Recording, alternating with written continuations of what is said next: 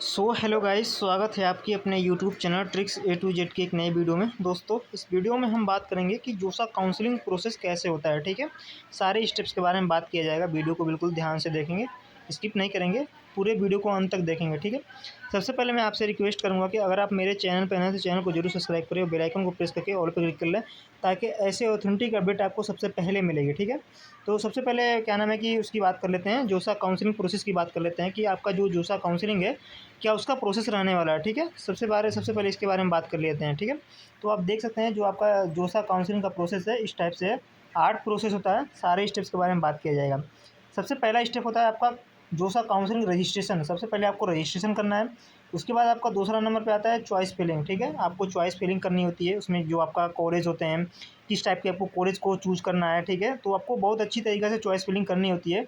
उसके बाद लॉकिंग होता है। ठीक है, जो आपका चॉइस फिलिंग हो जाता है उसके बाद दूसरा स्टेप, तीसरे स्टेप में आता है लॉकिंग। ठीक है, लॉगिंग का प्रोसेस ये होता है कि अगर आप लॉक कर देते हैं, ठीक है, अगर आपको लॉक कर देते हैं तो लॉक करने के बाद जो आपका मानते हैं, आपको मान लीजिए प्रेफरेंस है उसको ऊपर नीचे करना होता है, आगे पीछे करना होता है।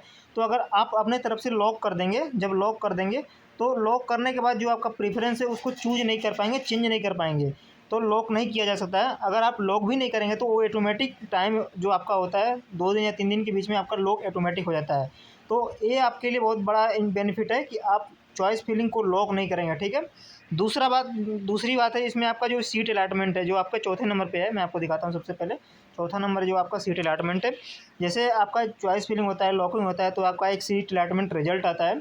रिजल्ट के माध्यम से बताया जाता है, तो आपका रिजल्ट आता है। रिजल्ट आने के बाद देखा जाता है कि उसमें आपका किस टाइप से जो मान लीजिए जीएफटीआई कॉलेज है, आईआईटी मिला है, एनआईटी मिला है, जीएफटीआई मिला है या अन्य गवर्नमेंट कॉलेज मिले हैं, तो वो आपको इस टाइप से जो सीट अलॉटमेंट रिजल्ट है उसमें शो होता है। फिर पाँचवें स्टेप के बारे में बात कर लेते हैं, सीट एक्सेप्टेंस। ठीक है, जो क्या नाम है कि सीट एक्सेप्टेंस बहुत ही इंपॉर्टेंट होता है, जो जोसा काउंसलिंग का बहुत बड़ा रोल होता है। ठीक है, अगर आपको मान लीजिए सीट कंफर्म करनी होती है तो आपको उसमें 3 चीज़ आती है। ठीक है, बहुत सारे स्टेप्स होते हैं इसमें भी।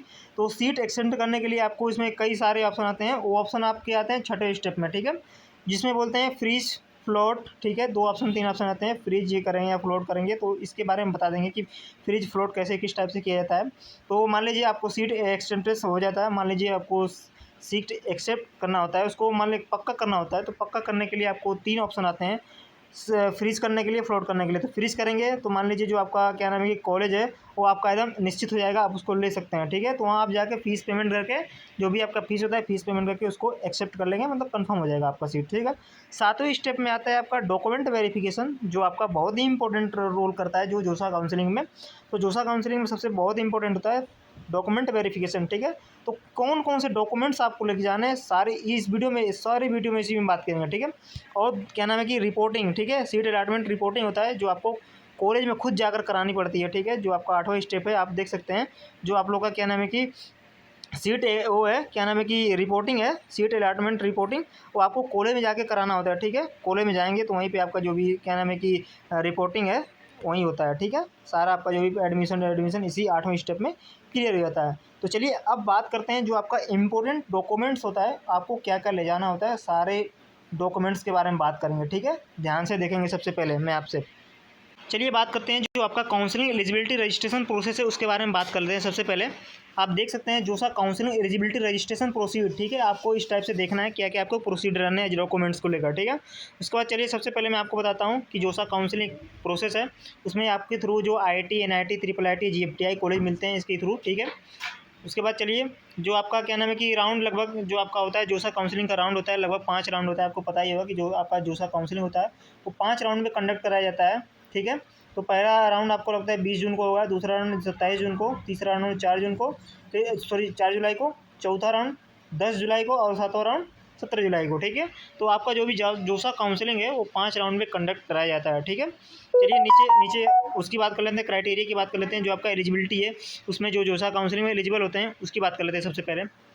ठीक है, तो आप देख सकते हैं जो आपका जोसा काउंसलिंग एलिजिबिलिटी है, आप में इसमें कई पॉइंट्स हैं जिसके थ्रू आपको एनआईटी, ट्रिपल आईटी और जीएफटीआई कॉलेज मिल सकते हैं। ठीक है, तो आप देख सकते हैं जेई मेंस, जेई एडवांस के थ्रू आपको क्या नाम है कि ये एक जोसा काउंसलिंग होता है। जब तक आप जेई एडवांस क्वालिफाई नहीं होंगे तब तक आप जोसा की काउंसलिंग में पार्टिसिपेट नहीं कर पाएंगे। ठीक है, दूसरे स्टेप के बारे में बात कर लेते हैं। मेन इंपॉर्टेंस ये होता है कि जो आपका हाई इंटर में जो होता है, जो इंटर किए हैं आप 10th किए हैं, उसमें आपको 75% की ऑल कंपलसरी होता है।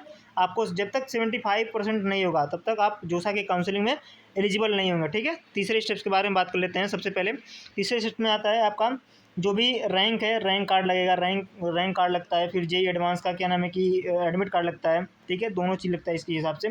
फिर चलिए नीचे देख सकते हैं, उसके बाद ये यहाँ आता है व्हाट इज़, देखिए आपको मैं पहले दिखाता हूँ। सबसे पहले ध्यान से आप देखेंगे, what are you documents need in the JoSAA counselling, ठीक है। जो आपके जोसा काउंसलिंग होते हैं उसमें क्या क्या डॉक्यूमेंट्स लगते हैं। अब आपका बहुत ही इंपॉर्टेंट टॉपिक्स आया है, इसमें बारे में ये बात करेंगे कि जो आपका इंपॉर्टेंट डॉक्यूमेंट्स होता है क्या क्या होता है, ठीक है। बिल्कुल ध्यान से देखेंगे। पहले सबसे पहले आपकी बात करते हैं documents required for NIT system. जो आपका एनआईटी में जो लगने वाला है, सबसे पहले जो डॉक्यूमेंट्स लगने वाले हैं आप देख सकते हैं। जो आपको एनआईटी लेने के लिए सिस्टम है वो आपको किस टाइप से जो डॉक्यूमेंट्स लगाने हैं। तो सबसे पहले बात कर लेते हैं क्लास मार्कशीट, मतलब टेंथ का marksheet, Aadhaar card, date of birth, ठीक है, डेट ऑफ बर्थ सर्टिफिकेट, फिर आधार कार्ड लग सकता है इसमें। फिर आपका जो इंटर का मार्कशीट है वो भी लगा सकते हैं, ठीक है। फिर आपका जेईई मेंस का जो एडमिट कार्ड लगाएंगे, फिर कैटेगरी सर्टिफिकेट लगाएंगे। उसके बाद आपको आता है original certificate for person with the disability, ठीक है, मतलब जो पीडब्ल्यूडी से आते हैं उनको लगाना है। फिर जो आपको क्या नाम है कि नीचे आते हैं, नीचे आने के बाद देखिए आपका क्या क्या लगने वाला है, ठीक है, आपके बारे में बात कर लेते हैं। उसके बाद आपको original certificate for the including for less than 40% discipline to the disable writing for the warranted to in the institute for the JEE Mains, ठीक है, ये भी लगने वाला है। फिर ये कॉपी द कुछ bank quick and the image passbook. जैसे आपको मान लेते हैं जोसा काउंसिल में पार्टिसिपेट हैं आप, मान लीजिए वो जोसा काउंसिल में बैठ रहे हैं, तो उसमें आपको क्या करना है, उसमें आपको क्या नाम है कि बैंक का पासबुक लगाना है, ठीक है। आपका जो बैंक का विवरण है उसको भी भरना है और उसका पासबुक को भी अपलोड करना है, ठीक है। जैसा ये हो सकता है कि मान लीजिए आप जोसा काउंसलिंग में पार्टिसिपेट हो गए, अब मान लीजिए कोई कॉलेज नहीं मिला, कोई कॉलेज अलॉट नहीं हुआ, आप जोसा काउंसलिंग छोड़ना चाहते हैं, तो आपको मानते हैं कि जो आप जोसा काउंसलिंग में जब पार्टिसिपेट करेंगे तो आपको क्या नाम है कि जो आपका पैसा लगता है उसमें रजिस्ट्रेशन फीस मान लीजिए पैसा जो आप सीट एक्सपीरियंस फीस होता है उसको नहीं लेते हैं, तो जो आपका पैसा होता है वो दोबारा आपके खाते में रिफंड आ जाता है, ठीक है। दो भी एक चीज़ और घाटा होता है कि क्या नाम है कि आप मान लीजिए पैसे नहीं लेते हैं, मानते हैं आप जोसा काउंसलिंग में पार्टिसिपेट हुए हैं, अगर पैसे नहीं लेंगे, आप बैंक पासबुक क्या नाम है कि नहीं अपलोड करेंगे, तो आप अगली बार जोसा की काउंसलिंग में कभी बैठे नहीं पाएंगे, ठीक है। तो ये भी आपका बहुत बड़ा लॉस हो सकता है इस टाइप से भी। तो आपका जो भी बताया जा रहा है, मान लीजिए जो डॉक्यूमेंट्स अपलोड करने के लिए बताया जा रहा है उसको आप डॉक्यूमेंट्स को अपलोड कर दीजिए, ठीक है। दूसरी बात आती है मेडिकल सर्टिफिकेट। आप देख सकते हैं सबसे पहले जो आपका बहुत मेन इंपॉर्टेंस क्या नाम है जोसा काउंसलिंग में अदा करता है, ये मेडिकल सर्टिफिकेट बहुत वेरी वेरी इंपॉर्टेंट, ठीक है। आपको मेडिकल सर्टिफिकेट कहीं आपके नज़दीकी के जो भी सिटी हैं उसमें जाकर मेडिकल सर्टिफिकेट बनवा लेना है, और बनवाने के बाद उसको आपके जो भी एमबीबीएस डॉक्टर होते हैं उससे क्या नाम है कि उससे सर्टिस्फाई होना चाहिए। सर्टिस्फाई होने के बाद जो आपका मेडिकल सर्टिफिकेट है वो आपको लगाना जरूरी और कंपलसरी होता है, ठीक है। चलिए दूसरे स्टेप्स के बारे में बात कर लेते हैं। Origin resize and the Indian domicile, ठीक है, person is the Indian, pi card and the PIO card, ठीक है, पीआईडी कार्ड एप्लीकेट है, ये कोई इंपॉर्टेंट नहीं है इसके लिए, ठीक है। आप इसको लगा भी सकते हैं, नहीं भी लगा सकते हैं, ये कोई ज़्यादा इंपॉर्टेंस नहीं है, ठीक है। चलिए अब बात कर लेते हैं आईआईटी के लिए। जो बच्चे आईआईटी में आते हैं, जो इसको आईआईटी लेना होता है, उसके लिए कौन कौन से डॉक्यूमेंट्स बहुत बड़ा क्या नाम है कि लगाना होता है, ठीक है। तो इसमें आप बात कर लेते हैं। You are must have the following documents for registration और online reporting the admission to the Indian Institute of Technology, यानी आईआईटी, ठीक है। आईआईटी का फुल फॉर्म होता है इंडियन इंस्टीट्यूट ऑफ टेक्नोलॉजी, ठीक है। इसमें सबसे पहले आपका पॉइंट आता है 10th की मार्कशीट, आधार कार्ड, ठीक है, बर्थ सर्टिफिकेट प्रूफ, यानी आधार कार्ड का जो भी क्या नाम है कि प्रूफ आ गया प्रूफ उसको ले लेंगे कोई ऐसा, ठीक है। उसके बाद 12th की मार्कशीट ले लेंगे, ठीक है। उसके बाद कैटेगरी सर्टिफिकेट लेंगे, जो SC ST हैं उनके लिए कैटेगरी सर्टिफिकेट लगेगा, ठीक है। जो आपका क्या नाम है कि दूसरा है तीसरा क्वेश्चन है, तीसरा वाला है डोमिसाइल से क्या सॉरी पीडब्ल्यूडी वालों के लिए उनको भी एडवांस की जो क्या नाम है कि वो आता है सर्टिफिकेट, ओरिजिनल सर्टिफिकेट, उसको भी लगाना जरूरी होता है। फिर चौथे स्टेप में आते हैं जो आपका क्या नाम है कि जेईई मेंस का एडवांस का इन्फॉर्मेशन ब्रोस होता है, उसको भी लेना जरूरी होता है। फिर आपका पाँचवें में आता है बैंक विवरण में, पिछले में बताता है कि जो आपका बैंक प्रूफ होता है बहुत ही इंपॉर्टेंट होता है, उसको आपको इसमें लगाना अवल कंपलसरी होता है। तो बैंक पासबुक आपको लगाना ज़रूरी है, अगर आप लगा लेते हैं तो आपके लिए बहुत बड़ा बेनिफिट हो सकता है, ठीक है। और चलिए मेडिकल सर्टिफिकेट आपको पता ही है कि मेडिकल सर्टिफिकेट लगाना ही लगाना है, मेडिकल सर्टिफिकेट लगाएंगे। फिर आपको OIC सर्टिफिकेट लगाना ही और कंपलसरी है, चाहे नहीं भी कंपलसरी है, आप नहीं भी लगा सकते हैं। अब ठीक है, अब बात कर लेते हैं जो जोसा रजिस्ट्रेशन काउंसलिंग प्रोसेस है उसकी बात कर लेते हैं। सबसे पहले आप देख सकते हैं लिखा हुआ है जोसा रजिस्ट्रेशन एंड काउंसलिंग प्रोसेस।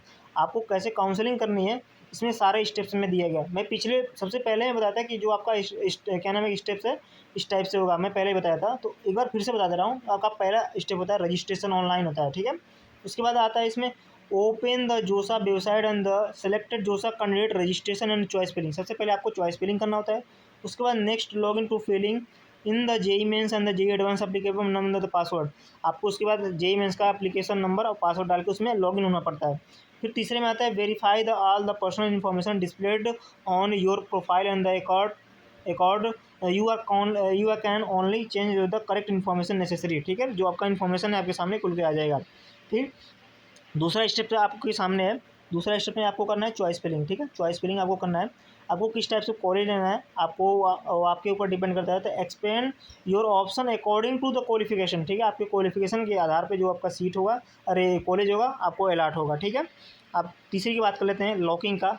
तो लॉकिंग में आपको पहले बताया था कि लॉकिंग अगर आप नहीं भी कर सकते हैं तो सबसे सबसे ज़्यादा आपको यही करना है कि लॉकिंग नहीं करना है। ठीक है, अगर आप लॉक कर देंगे तो आपको जो भी मान लीजिए अपने हिसाब से मान लीजिए कॉलेज को प्रेफरेंस को चेंज करना होता है तो चेंज नहीं कर पाएंगे। ठीक है, तो आपको जब चेंज करना होगा कॉलेज को तो आपको लॉक नहीं करना पड़ेगा। तो सबसे ज़्यादा बेटर होगा आपको लॉक नहीं करेंगे। ठीक है, लॉक नहीं करेंगे तो ऑटोमेटिक वो लॉक हो जाएगा। ठीक है, तो तीसरा प्रोसेस होता है आपका लॉकिंग का। फिर मॉक अलॉटमेंट इन जोसा काउंसलिंग। ठीक है, जो आपका सीट अलॉटमेंट रिजल्ट आता है, रिजल्ट आने के बाद जो आपका क्या नाम है उसमें देखा जाता है कि क्या कौन से आपके कॉलेज मिले हैं, आप उस टाइप से आप देख सकते हैं। ठीक है, उसके बाद देखिए यहाँ लिखा हुआ है सीट अलॉटमेंट रिजल्ट आता है ड्यूरिंग वाला अलॉटमेंट रिजल्ट आता है, उसमें भी देखा जाता है कि आपका क्या क्या कौन कौन से कॉलेज मिले हैं। ठीक है, और दूसरे में आता है डिक्लेरेशन सीट। आपको रिस्पेक्टिंग जो आपका क्या नाम है कि आप अपने अच्छा अनुसार मानते हैं कि आपको कॉलेज क्या नाम है कि एक्सेप्ट हो गया है, आपको लेना चाहते हैं कॉलेज को, तो आपको वहाँ पे एक्सेप्टेंस फीस जमा करके फिर वहाँ पे जाके रिपोर्टिंग कराना होता है। ठीक है, तो यही प्रोसेस होता है। आपको सबसे पहले मैं आपको इस वीडियो में यही बताने आया था कि जो आपका इंपॉर्टेंट डॉक्यूमेंट्स है उसको आप सबसे पहले तैयार कर लें। मान लीजिए आज आपका रिजल्ट आया है, जो आपका NIT IIT के लिए जो भी आपका रिजल्ट आया है, आपको पता ही होगा कि लगभग 6 बजे करीब आपका रिजल्ट आ चुका है। तो मैं तुरंत वीडियो बना के डाल दिया हूँ कि आपको जैसे पता चले कि आपका रिजल्ट आ चुका है। ठीक है, तो आप जाके अपना रिजल्ट आप हो सकता है कि आपका रिजल्ट बहुत अच्छा ही आया होगा, तो अपना कमेंट में एक बार क्या नाम है कि प्रोसेसिंग जरूर बताएंगे कि आपका रिजल्ट कैसा आया है। ठीक है, तो मैं इस वीडियो में इतना ही बताने आया था कि आपका कौन कौन से इंपॉर्टेंट डॉक्यूमेंट्स होते हैं उसको ले जाना बहुत अवल कंपलसरी होता है। ठीक है, तो आई होप वीडियो आपके लिए बहुत हेल्पफुल और इन्फॉर्मेटिव लगी होगी। अगर आप लोगों ने किसी भी प्रकार का संदेह अगर डाउट्स हो तो आप कमेंट बॉक्स में कमेंट करके पूछ सकते हैं। तो इस वीडियो में इतना ही, इजाज़त दीजिए, मिलते हैं नेक्स्ट वीडियो में, तब तक के लिए जय हिंद।